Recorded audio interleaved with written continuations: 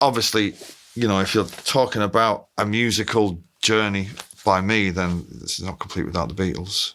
The Beatles are the best. They wrote the best songs, they played the best parts, they wore the best clothes, they were in the best era. Which song from them? I Am the Walrus, because depending on what speakers you're listening to it on, I always hear something new in it. Or every time it's like, oh my God, that's what that radio interference was saying. How incredible. You know, you'd be brushing your teeth and just think, I've never heard that before. You know, Oasis used to cover it in the early days. We didn't have enough songs at the beginning to, you know, play for 45 minutes. I'd worked out I Am the Walrus, and if we extended the end, we could just extend it until we played enough to get paid. So the end would always do the goo goo goo goo goo, and then Liam would just walk off, and then I'd walk off, and we'd stand and watch the other three trying to work out an ending for it, which they never did. It was just kind of, we'd be like, what? And that's it, we're done, and then just stop. It's very clever. Yeah, but it's quite, we used to do this like this heavy rock punk version, not in its pace, but it was in your face. And it was and again, it was one of the things that set us apart from all the other bands at the time. Liam would go, I Am the Walrus, you know, into I Am the Walrus, and people would go, fucking hell, this will be a laugh. The night Alan McGee came to see us in King Tut's in Scotland, when Liam said I Am the Walrus, he was like, oh my God, they're actually going to fucking do this. And by the end he was like, wow, and they fucking did it, you know, and they did it. That night you referenced Alan McGee coming to see you at that club, was that the night where it all changed? Where he said, I want to sign you? Yeah. I met Johnny Marr for the first time on the Thursday. It was my birthday on the Friday. We went up to Scotland on the Saturday and met Alan McGee, and we arrived back in Manchester on the Sunday with an offer of a record deal.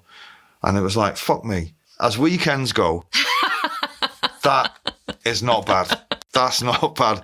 That ironically ended up being the final song that you would play with Oasis. You would finish your set, and the last show that you played as a band. Did we? Finished with I Am the Walrus. Did we? Right. Yeah, that wasn't that last tour was not happy. Nobody was happy at the time.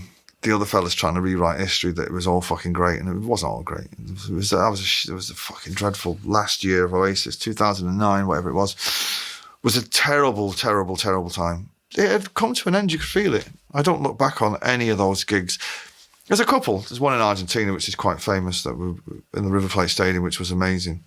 But on the whole, it was just a ball ache, that tour. You strike me as the kind of person that when you're done, you're done. You get one shot at life. Why be unhappy? In any sense of your life, whether it be in your personal life or your professional life or whatever it is, everybody knows the story. It all came to a head, and I was cool with it. I was like, fuck it, you know, I don't need this to make me happy.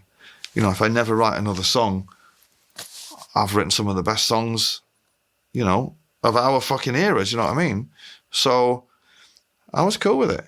It's amazing that the flame is still alive, though. That is really, truly fucking humbling when you see kids. I was up at the Etihad up in Manchester last night, and, you know, a couple of young lads, like teenagers, could only have been 1 or 2 when we broke up, were like, fucking, you know, and showing me all the Oasis songs on their phone and all that kind of thing, and like massive fans, and were like getting giddy. And it's like, it's an amazing thing that it stood the test of time. And, you know, yeah, there's not a day that goes by that I don't think, fucking hell, we did something really, really spectacular there. I still can't articulate what it was. Do you know what I mean? Because it was more, although it's the songs and all that, it was more than that, though. You wrote songs for people to find a home in. Yeah, but that's not why I wrote them. You know, Liam asked me to join his band, and I think the first couple of gigs, I was doing their songs that him and Bonehead were writing. I was not really that ambitious, if I'm being honest. And then Liam said, yeah, well, haven't you got any songs? And I was like, hold this. I didn't have any of the great songs. You know, I was like, well, yeah, okay, all right. Well, you play this while I play that, and then you play that over that, and you do this drum beat. And there was a moment where Oasis started to play one of my songs, and everybody joined in. And at that moment, I was like, we are going to fucking rule the world. I'm going to take so many fucking drugs. It's unbelievable.